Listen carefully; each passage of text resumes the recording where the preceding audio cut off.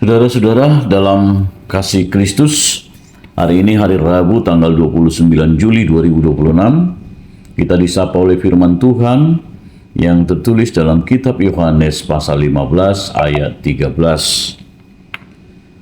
Tidak ada kasih yang lebih besar daripada kasih seseorang yang memberikan nyawanya untuk sahabat-sahabatnya. Demikian sapaan firman Tuhan. Saudara-saudara, firman Allah memberikan definisi yang jelas tentang kasih. Mengapa? Karena memang Allah itu adalah kasih. Maka Allah lah yang dapat mendefinisikan kasih dengan definisi yang paling tepat. Dan firman Allah adalah sumber untuk kita belajar mengenai kasih. Alkitab mengajarkan bahwa kasih bukanlah sekedar perasaan, emosi, tetapi kasih adalah aksi atau tindakan nyata dalam kehidupan.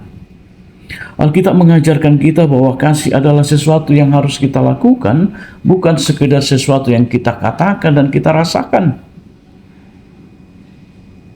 Oleh karena itu, kasih membutuhkan kesetiaan, perhatian, dan pengorbanan.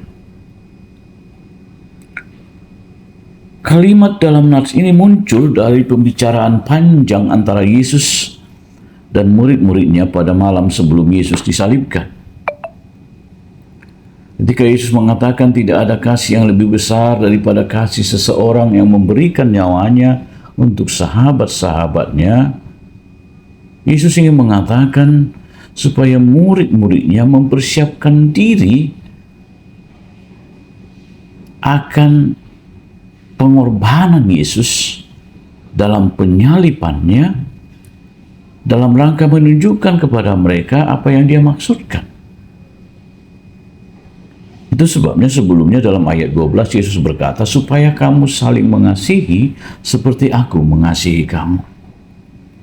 Yesus mengajarkan bahwa kasih yang terbesar yang kita nyatakan, yang kita berikan kepada sesama kita adalah ketika kita rela memberikan seluruh hidup kita kepada sesama. Karena itulah yang Yesus lakukan di kayu salib. Kasih yang paling besar akan melibatkan penyerahan diri secara total untuk orang yang dikasihi. Tuhan yang adalah kasih sudah menunjukkan kasihnya kepada manusia melalui pengorbanannya di kayu salib. Oleh karena itu, mengasihi Yesus berarti kita rela memberikan kenyamanan hidup kita dan mempersembahkan seluruh hidup kita untuk dikuasai oleh Kristus. Kemudian untuk mengasihi sesama manusia, berarti kita harus merelakan hidup kita, kenyamanan kita, harta kita, ego kita, demi kebaikan orang lain. Sama seperti ketika seorang ayah menyelam ke dasar lautan untuk menyelamatkan anaknya yang tenggelam, atau ketika seorang wanita meminta untuk memprioritaskan pengobatan anaknya, atau ketika seorang tentara rela jatuh di atas granat untuk menyelamatkan teman-temannya. Tentu hal-hal heroik seperti itu akan membuat kita kagum. Namun saudara, bagi orang Kristen, ungkapan kasih yang lebih besar ini tidaklah terbatas pada pengorbanan nyawa.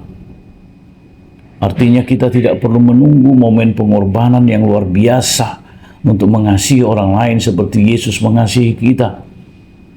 Dalam kehidupan kita sehari-hari, kita bisa mempraktekkan kasih yang lebih besar itu dengan sikap yang tidak mementingkan diri sendiri, dengan merendahkan diri, menyangkal diri, menghilangkan ego demi kebaikan orang lain.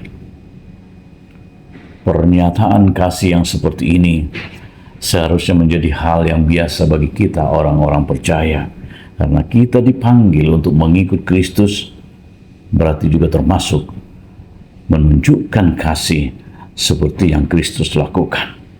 Oleh karena itu saudara-saudara, mulai hari ini marilah kita mengasihi Tuhan dan mengasihi sesama kita dengan segenap hati kita dan sesuai dengan apa yang firman Tuhan katakan. Kasihilah Tuhan Allahmu dengan segenap hatimu dan kasihilah sesama manusia seperti dirimu sendiri. Amin, kita berdoa. Terima kasih Tuhan untuk firman-Mu yang kembali mengingatkan kami akan pentingnya kasih pengorbanan dalam hidup kami. Karena kasih bukan sekedar kata-kata, kasih bukan sekedar perasaan emosi, tapi kasih akan lebih nyata dalam tindakan kami sehari-hari. Untuk itu tunjukkan, ajar kami Tuhan, untuk boleh mempraktekkan kasih Tuhan di dalam kehidupan kami seperti yang bagaimana yang Tuhan inginkan. Terima kasih Bapa, di dalam Kristus Yesus kami berdoa. Amin.